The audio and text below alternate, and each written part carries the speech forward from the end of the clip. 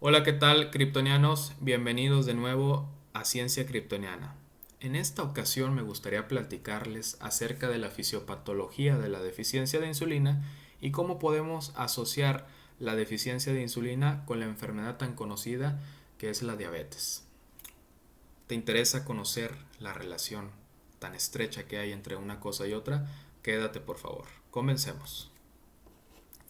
Primero vamos a definir qué es la insulina. La insulina es una hormona que se secreta en respuesta a la presencia de glucosa en la sangre. ¿Dónde se va a producir esta insulina? Va a ser producida por el páncreas, específicamente por unas células que se encuentran en los islotes pancreáticos o denominados también islotes de Langerhans. Las células responsables de producir la insulina se denominan células beta.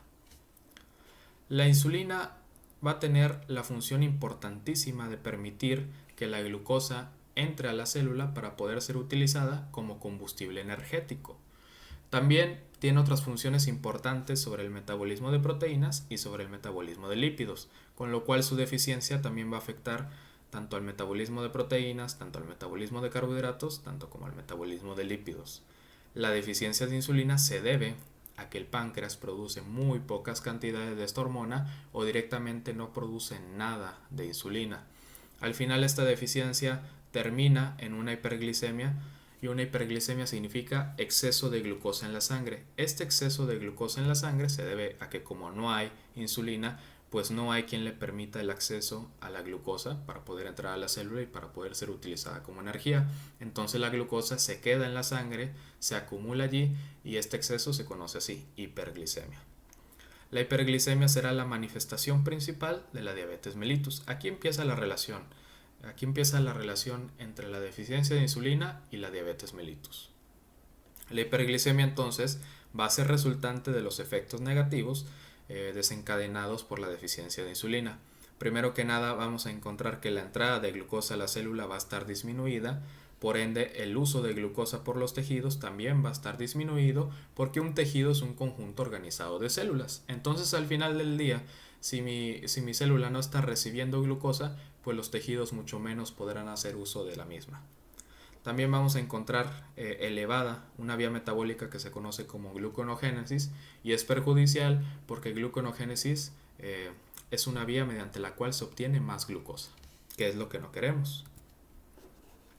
La deficiencia de insulina tiene sus síntomas, uno de ellos es la poliuria y el otro es la pérdida de peso. Empecemos explicando la poliuria. La poliuria es el exceso de orina, es decir, el paciente va mucho al baño a orinar. Y esto se debe parcialmente a una diuresis osmótica. La diuresis osmótica es un aumento en la micción. Micción significa acción de orinar. Y esta diuresis osmótica está ocasionada por la presencia de ciertas sustancias en el líquido filtrado por los riñones. Este líquido filtrado por los riñones al final será el que se convierte en orina. Estas sustancias precisamente son azúcar, o sea, glucosa. Al final esta y otras sustancias demandan mayor cantidad de agua y mayor cantidad de agua demanda mayor volumen de orina y mayor volumen de orina demanda mayor excreción. Entonces por eso es que el paciente va mucho al baño a orinar. Al final, si orina mucho, esto le conduce a una deshidratación y la deshidratación ocasiona un aumento de la sed. El exceso de sed se conoce como polidipsia. Entonces aquí ya tenemos dos rasgos importantes de un cuadro clínico diabético. La pérdida de peso va a ser ocasionada por la glucosuria. Glucosuria significa glucosa en la orina y esta glucosa está allí por la siguiente razón. La glucosa se va hacia la orina cuando se excede el nivel máximo de reabsorción de glucosa del túbulo renal. Entonces, cuando se excede este nivel máximo de reabsorción de glucosa por el túbulo renal, lo que se hace es enviar a la glucosa a la orina, lo que se denomina glucosuria. La glucosuria ocasiona una pérdida calórica. ¿Por qué? Decíamos nosotros que si hay una deficiencia de insulina, la glucosa no se moviliza hacia donde tiene que ir, es decir, a las células, y se queda en la sangre. Y al final pues también se envía a la orina, con lo que acabamos de comentar. Entonces, las calorías que iban a estar destinadas para funcionar como combustible energético se van a desechar mediante la orina, por eso es la pérdida calórica. Esta pérdida calórica es de aproximadamente 4.1 kilocalorías por gramo de glucosa excretado en la orina. Esto al final Esta pérdida calórica, cuando se acopla a la pérdida de tejido muscular y a la pérdida de tejido adiposo, desemboca en una grave pérdida de peso. Esto a cuestas, a expensas de la polifagia. La polifagia es un aumento de apetito, es decir, no lleno, no tengo saciedad por más que coma, y aunque haya una ingesta adecuada de glucosa o aunque haya exceso de la misma, al final el paciente pierde peso porque la glucosa no se está utilizando como energía, se está excretando en la orina, se pierde caloría y esto al final estimula la no saciedad. Obviamente la polifagia tiene su origen, sobre todo a nivel de los centros hipotalámicos hay un defecto que hace que aumente el deseo de comer. Entonces tenemos poliuria, exceso de orina, polifagia, exceso de apetito y polidipsia, exceso de sed. Esto nos constituye la tríada característica del diabético. La deficiencia de insulina, a su vez decíamos que en condiciones normales la insulina contribuye al metabolismo de lípidos y al metabolismo de proteínas. Aquí en este esquema exploramos cómo la deficiencia de insulina afecta al metabolismo tanto de proteínas como de lípidos. Primero que nada, la deficiencia de insulina ocasiona una disminución de la síntesis de proteínas. ¿Por qué? Porque la insulina en condiciones normales eleva la síntesis de proteínas. Entonces, si hay una deficiencia, por ende, disminuye. Esta disminución tiene su origen y es gracias a una disminución en el transporte de aminoácidos en el músculo esquelético. ¿Y a los lípidos cómo los afecta?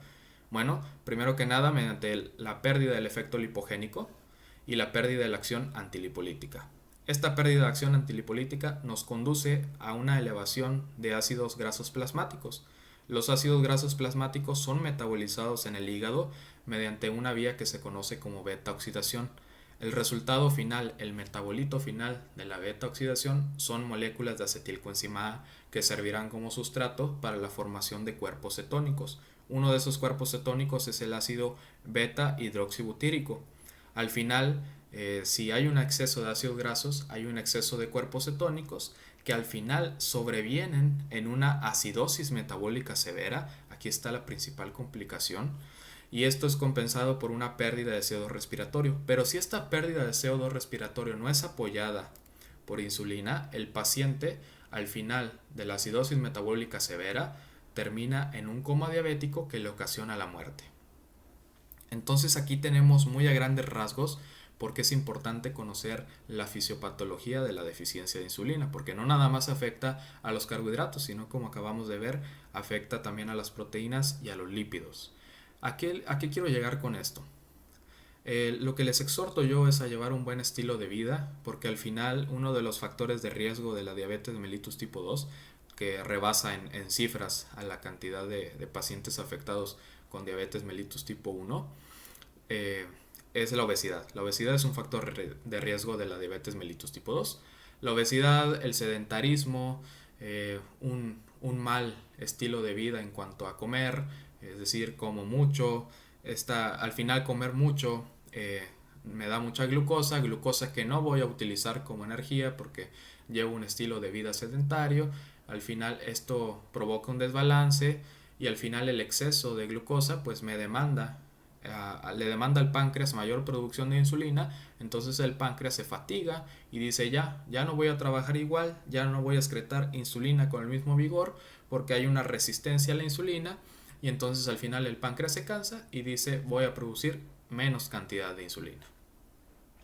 Es por ello que es importante hacer ejercicio, es por ello que es importante alimentarnos dentro de lo que cabe bien para evitar estas complicaciones que la diabetes mellitus en mi país, que es México, es un problema de salud muy grave que afecta a muchas y muchas personas y que se puede prevenir. La diabetes mellitus tipo 2 se puede prevenir.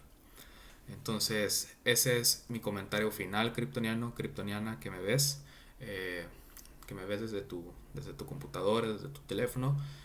Comparte este video para que las personas conozcan los riesgos de la diabetes mellitus tipo 2. Si te gustó, suscríbete.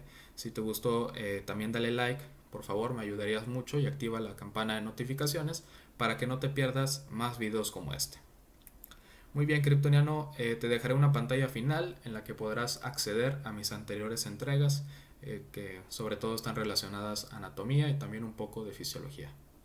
Nos vemos hasta un próximo video. Hasta pronto, Kryptoniano.